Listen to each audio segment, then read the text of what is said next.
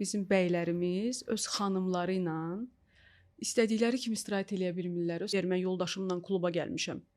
Get də, bəs sən əgər yoldaşınla kluba getməyəcəksənsə, yoldaşınla restorana getməyəcəksənsə, onunla gözəl emosiyalar yaşamayacaqsan, onu niyə almısan? Alıb evə atmağa, servanta qoymağa. Rayət İmaməliyev, vətəndaş mövqeyimlə qarşınızdayım. Bu videonu mənə ən azı 5-6 adam atıb ki, fikrini bildir. Bu qızı tanımıram, günah da axtarmıram. Yazıq gözünü açıb ki, bir psixoloq deyir ki, kişi arvada 3000'lik iPhone almasa kişi deyil. Bir ekspert çıxıb deyir ki, 6 universitet bitirmişəm, biri də Harvard'da basıb bağlayır. Hamısı da kəşfətə, populyarlığa düşür. Ad cəmiyyətdə də məşhur olmağa nə var ki? Bu qız da ağlına gələni deyib ki, bəlkə tuta, rezonans yarana. Yadıma olmuş bir əhvalat düşdü.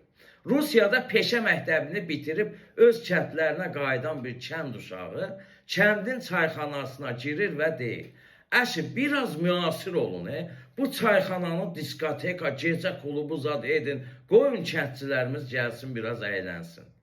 Çayxana sahibi bu oğlana deyir: "Get evdə bacını razı sal. Əgər bu diskotekaya sənin bacın gələcəksə, günü bugün buranı diskoteka edəcəm." Və dava qırğın düşür.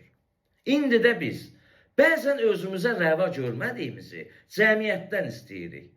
Üzümü bu qıza və özlərini müasir Avropa sayağı qələmə verib bu qızı dəstəkləyənlərə tutub sual verirəm. Siz oğlunuza və ya qardaşınıza gecə klubunda tanış olduğu qızla evlənməsinə razı olardınızmı? Təkrar edirəm, razı olardınızmı?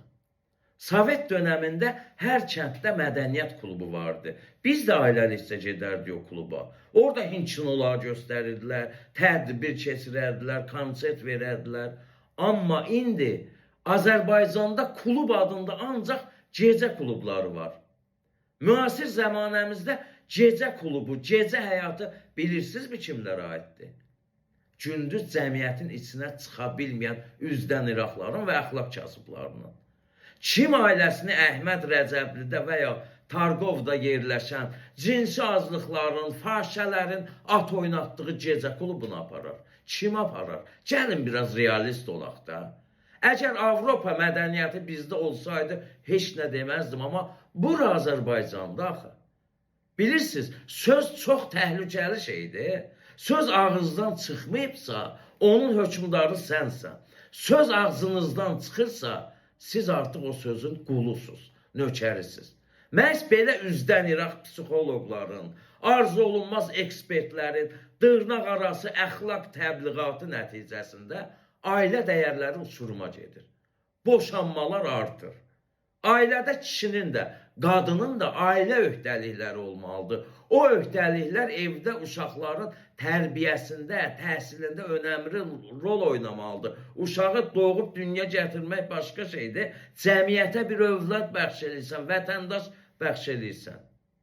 O ailə öhdəlikləri gecə klublarında istirahət adı ilə puç olmamalıdır ki. Bəli, kişi xanımını da, ailəsini də istirahətə, restorana, sinemalara və s. yerlərə aparmağa borcludur, aparmalıdır. Amma o istirahət yeri gecə klubu olmamalıdır.